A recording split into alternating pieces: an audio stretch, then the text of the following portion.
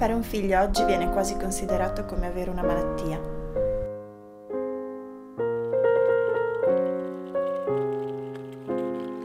Noi abbiamo deciso di essere malati. Il problema non è avere una persona con cui costruire una famiglia, perché io quella già ce l'ho. Noi stiamo insieme da 6 anni e conviviamo da 3, per cui il problema non è quello. Il problema è il mondo del lavoro e le sue regole folli a cui tutti ci dobbiamo attenere. Se fossi rimasta a casa dal lavoro, appunto, per via della maternità, come è successo a tante mie colleghe, non avremmo assolutamente mai potuto crescere un figlio. D'altra parte la nostra voglia di diventare genitori era fortissima.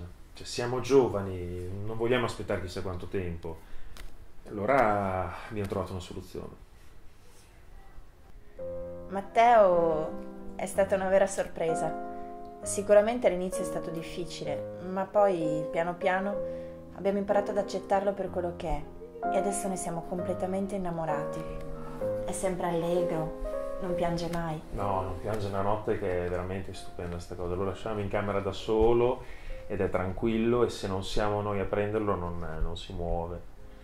Ma soprattutto non ci fa spendere niente. Cioè, tra le pappe e le sue cosine, che poi costa l'ira di Dio, e possiamo lasciarla a casa tutto il giorno mentre noi siamo al lavoro e non sentiamo assolutamente il bisogno di chiamare una babysitter o di mandarla all'asilo.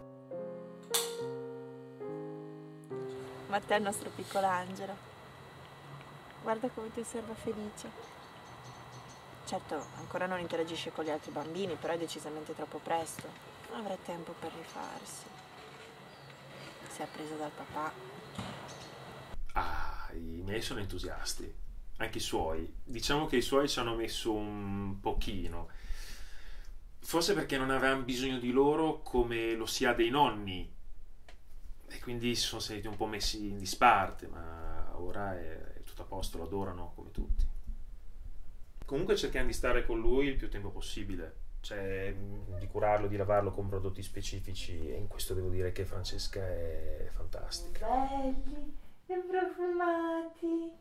Ma quanto sei bravo che non piange neanche il mio amore. Mamma mia, mio amore santo, bello. Paure.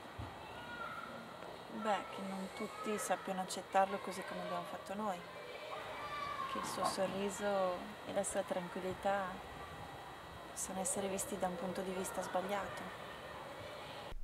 Io ho la paura folle che Matteo mi chieda di fare nuoto. Come se Pinocchio volesse fare il mangiafuoco. Io ho la paura folle che quando crescerà lui mi chieda di provare e non so come farò a dirgli no. Nessun rimpianto. Io rifarei tutto fin dall'inizio. Essere padre è una cosa meravigliosa.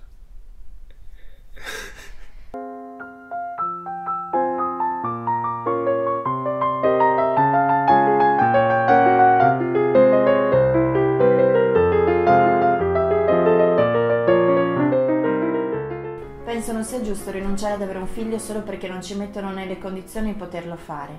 Un figlio è un'arma contro la crisi, non un peso. Speriamo quindi che molte altre coppie abbiano il coraggio di fare una scelta come la nostra. In effetti, come dice Francesca, un figlio non è una malattia, è una cura.